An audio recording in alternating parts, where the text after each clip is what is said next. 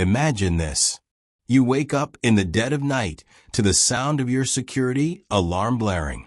Your heart slams against your chest. You grab the flashlight from your nightstand, the beam shaking in your trembling hand. You move through the dark house, every creak of the floorboards echoing louder than usual. The front door? Still locked. The windows? Shut tight.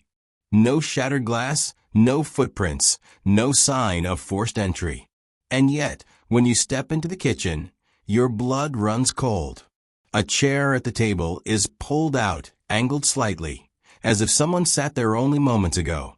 The salt shaker rests in the center of the counter, though you know you didn't put it there.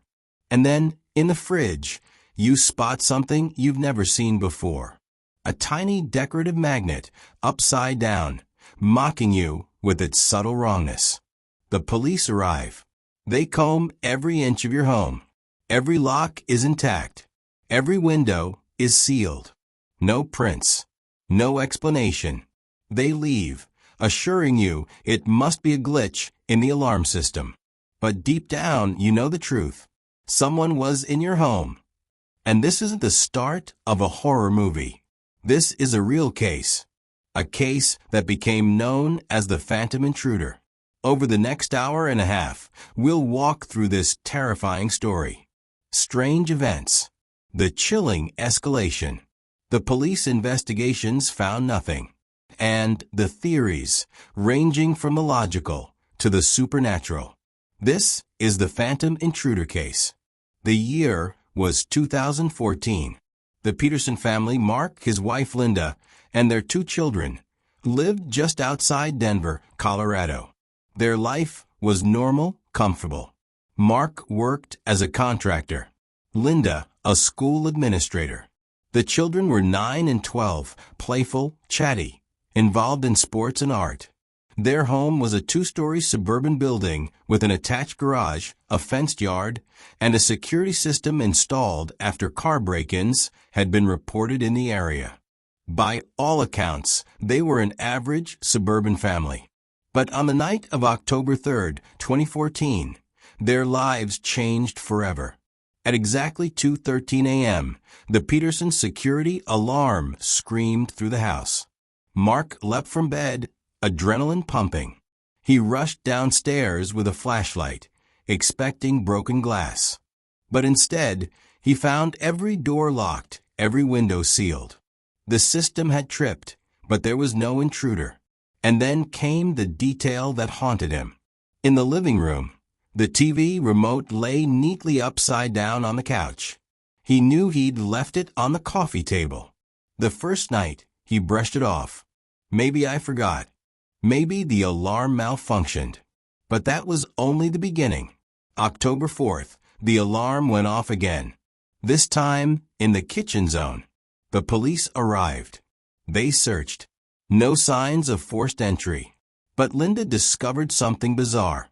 In the pantry, 3 cereal boxes stacked neatly in a pyramid. The officers dismissed it. Probably nothing. Maybe the kids. But Linda was adamant. I didn't do that. Mark didn't do that. And my kids were asleep. October 7th, 1:47 a.m. Alarm trips. Mark checks the back door, unlocked. He swears he locked it before bed. On the counter sits a spoon, balanced upright in a coffee mug. Impossible. October 10th, Daisy, the family dog, goes berserk, barking at the hallway closet. The police came again. Nothing inside. But later that night, Linda finds all the family shoes relocated from the closet into the upstairs bathtub. October 13th, alarm again. The control panel shows zone, upstairs bedroom. Police storm in, guns drawn. No intruder. But the children's bedroom lights are flicked on. Both kids swear they didn't touch the switches. By this point, fear had taken root. The Petersons weren't just startled. They were terrified. Every creak, every gust of wind sounded like a presence moving through the house. On October 19th, Mark installed new cameras inside. Motion activated. Linked to his phone. That night, 3:08 a.m., the alarm goes off again. The hallway camera light blinks red. The motion sensor is triggered. But the footage? Empty. No figure. No shadow. Just a faint, eerie sound of footsteps echoing. Linda insists she hears breathing outside the bedroom door. Mark charges out with a baseball bat. Nothing. When the police arrive, something new is waiting in the kitchen. On the fridge, spelled out in plastic magnet letters, "I see you." No fingerprints. No forced entry. No explanation. The family panics. This is the moment the press would later call the birth of the Phantom Intruder. Police perspective. Investigators explored logical theories. Inside job? Maybe Mark or Linda staged it. But both passed polygraphs. Neither had anything to gain. They sold the home at a financial loss. Neighbor harassment? Could someone have a duplicate key? Police changed the locks. Yet the events continued. Alarm malfunction? Techs examined the system. No faults, no hacks. Local skeptics suggested mass hysteria. The family, under stress, convinced themselves of phantom intrusions. But that didn't explain the rearranged objects or the knife.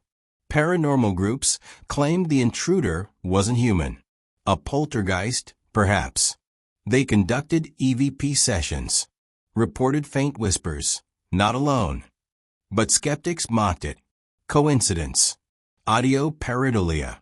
November 2nd, at exactly 2:56 a.m. The alarm blares. Mark storms downstairs. This time he freezes. On the kitchen table sits his daughter's teddy bear, its head turned backward. Next to it, a knife from the drawer, stabbed deep into the wooden table. That was the last straw.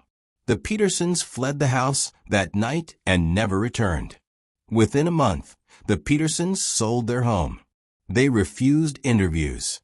Their last statement: "We know what we saw. We know what we heard. Something was in our house. Something that didn't want us there." The new owners reportedly lasted 6 months before moving out. The house today sits empty. Locals whisper that it's cursed. Kids dare each other to walk up the driveway at night. Police reports remain archived, unsolved, unexplained. So what really happened? Was it a clever stalker? A psychological illusion? Or was it something darker? The truth remains a mystery. So what do you think? Was the Phantom Intruder a stalker with skills beyond detection? A technological glitch? Or something paranormal? Something beyond our understanding? Let me know your theories in the comments. And if this case chilled you, subscribe, like, and share for more unsolved mysteries. Because sometimes, the scariest intruders aren't the ones who leave evidence. They're the ones who leave nothing at all.